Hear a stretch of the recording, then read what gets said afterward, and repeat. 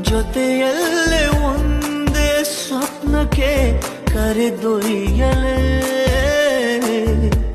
ಬರುವಾಗ ದಾರಿಯ ಮರಿವೆ ಬೇಕಂತಲೇ ನಿನ್ನಿಂದ ತುಂಬಾ ದೂರ ಇರಲಾದ